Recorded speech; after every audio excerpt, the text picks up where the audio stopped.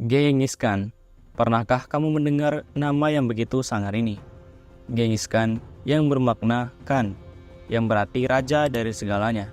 Dia merupakan seorang panglima perang dan penakluk Mongolia yang mengukir sejarah dengan meninggalkan ratusan ribu korban dalam kampanye militernya. Nama Genghis Khan memicu ketakutan dan kebencian di kalangan musuh-musuhnya.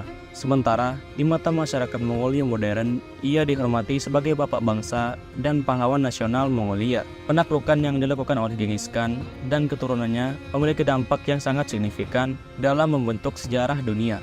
Bayangkan wilayah Mongolia yang membentang dari Asia Timur hingga Eropa. Bahkan pengaruh penaklukan ini mencapai Indonesia. Sebagai contoh, cucu Genghis Khan yaitu Kubilai Khan yang memerintah Cina secara tidak langsung berkontribusi dalam pembentukan sejarah Indonesia. Ia mengirim pasukannya untuk menghukum Kartanegara dari Kerajaan Singasari yang turut membantu berdirinya Kerajaan Majapahit di Indonesia. Genghis Khan lahir sekitar tahun 1162 dengan nama Temujin di bagian utara Mongolia. Ia memiliki latar belakang keluarga yang penuh dengan peristiwa dramatis. Ayahnya, Yesugei, adalah kepala suku Mongol dari klan Borjigin. Sementara ibunya, Hoilun, adalah istri kedua Yesugei yang diculik. Sebuah praktik umum di kalangan suku nomad seperti Mongol dan suku nomad lainnya di Asia Tengah. Masa kecil Temujin mirip dengan anak-anak suku nomad lainnya, dipenuhi dengan kesulitan dan tantangan.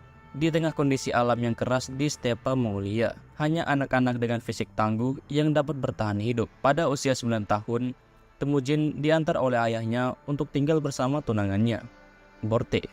Namun, setelah kembali, Yesugei bertemu dengan suku Tatar, saingan klannya, dan meninggal karena diracuni oleh mereka. Mendengar kematian ayahnya, Temujin segera kembali ke klan untuk mengklaim kepemimpinan. Namun, klan Temujin menolak klaimnya dan mengusir keluarganya bersama ibu dan 6 saudaranya. Mereka terpaksa hidup dalam kemiskinan, mengandalkan akar dan ikan sebagai sumber makanan. Sementara nomad biasanya mengkonsumsi daging domba dan susu kuda.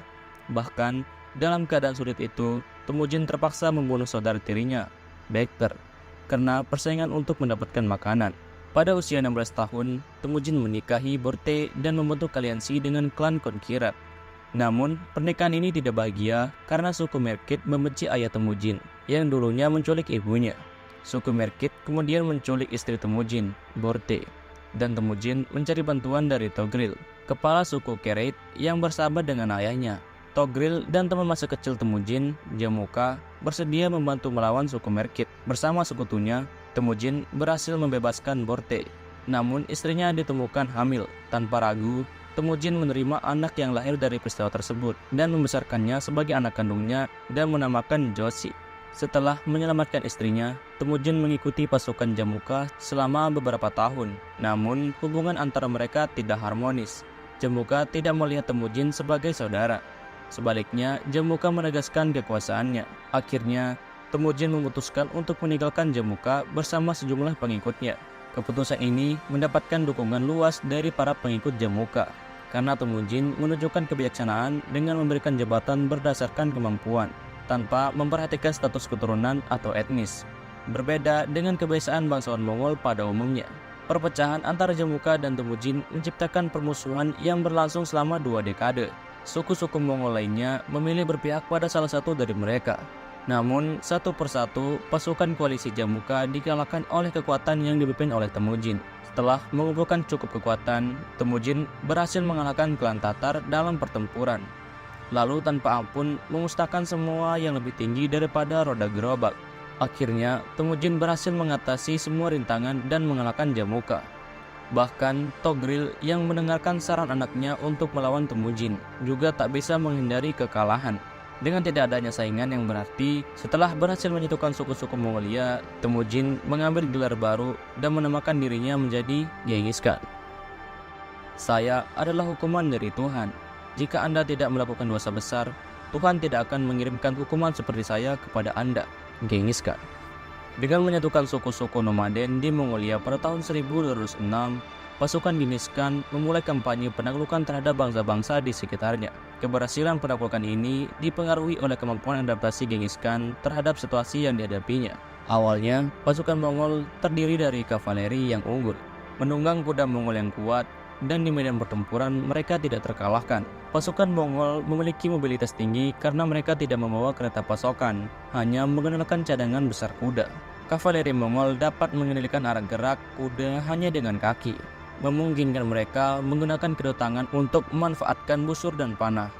Namun untuk menaklukkan kota, pasukan kuda saja tidak cukup. Genghis Khan menerapkan taktik yang canggih, termasuk memanfaatkan insinyur yang ditangkapnya untuk membuat peralatan pengepung kota seperti mangonel, ketapel, tangga minyak bakar, dan sebagainya. Dia juga menggunakan penduduk kota yang memberontak sebagai perisai manusia, menempatkannya di barisan depan pertempuran. Meskipun penaklukan Mongol mencapai Eropa, Genghis Khan sendiri tidak selalu mengikuti setiap kampanye militer yang dilancarkannya.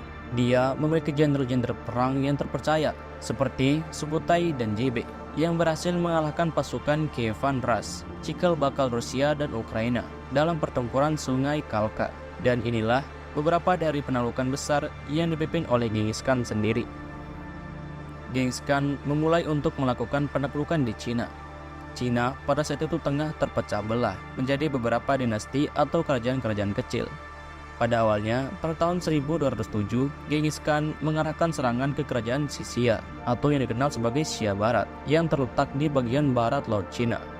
Meskipun awalnya mengalami kesulitan, pada tahun 1209, kerajaan Sisia akhirnya tunduk dan setuju membayar upeti kepada pasukan Mongol. Setelah keberhasilan menaklukkan Sisia, perhatian pasukan Mongol beralih ke arah timur. Fokusnya tertuju pada dinasti Jin pada tahun 1211. Genghis Khan melancarkan serangan terhadap dinasti Jin yang kaya dan memiliki ladang pertanian yang luas. Puncaknya terjadi pada tahun 1215 ketika pasukan Genghis Khan berhasil menaklukkan kota Zhongdu yang sekarang adalah Beijing. Kampanye militer melawan dinasti Jin berlangsung selama hampir 20 tahun dengan Genghis Khan memberikan kepercayaan pada jenderal bernama Mukhali, sementara dia sendiri mengusirkan perhatiannya ke arah barat karena suatu insiden yang terjadi. Khwarezmia, sebuah kerajaan yang meliputi wilayah Turkistan, Persia, dan Afghanistan, menjadi saksi dari salah satu peristiwa paling tragis selama ekspansi kekuasaan Genghis Khan. Pada awalnya, Genghis Khan mencoba membina hubungan perdagangan dengan mengirim karavan pedagang muslim ke Khwarezmia. Namun, kecurigaan muncul ketika gubernur kota Otrar menganggap karavan tersebut sebagai mata-mata Mongol, yang berujung pada pembantaian dan perampokan karavan tersebut. Karena insiden ini, Genghis Khan mengirim utusan termasuk 2 orang Mongol dan seorang muslim untuk menuntut pemimpin Khwarezmia, Shah Muhammad, agar menyerahkan gubernur Otrar untuk diadili oleh bangsa Mongol. Namun permintaan ini jelas saja ditolak, bahkan dengan tindakan yang menghina, seperti memenggal utusan muslim dan mencukur kepala kedua utusan Mongol. Mendengar hal ini, Genghis Khan sangat marah dan emosi. Genghis Khan meninggalkan rencana invasinya di Cina dan memimpin pasukan sekitar 200 orang pada tahun 1219 untuk menyerang Khwarezmia. Penaklukan ini terkenal dengan kekejamannya, di mana kota demi kota dibakar, penduduknya dibantai atau dipaksa untuk berperang melawan sesama mereka. Lahan pertanian dan irigasi dihancurkan, menciptakan bencana ekonomi dan ekologis. Balas dendam Genghis Khan menghapuskan Khwarezmia dari peta dunia. Tidak ada yang selamat, termasuk hewan peliharaan dan ternak. Tengkorak manusia, baik pria, wanita, maupun anak-anak, ditumpuk membentuk piramida tengkorak besar. Gubernur Otrar dihukum mati, sementara keluarga kerajaan Khwarezmia melarikan diri untuk menghindari kemarahan Genghis Khan. Shah Muhammad sendiri meninggal di pengasingan di sebuah pulau kecil di Laut Kaspia. Pasukan Mongol akhirnya mundur pada tahun 1223 dan Genghis Khan tidak memimpin pasukannya dalam perang lagi sampai kampanye terakhirnya melawan pemberontakan Sisia pada tahun 1226 hingga 1227. Genghis Khan meninggal pada 18 Agustus 1227 dan hingga kini penyebab kematian sebenarnya masih belum diketahui dengan pasti. Diperkirakan bahwa ia jatuh dari kuda saat berburu dan meninggal karena cedera.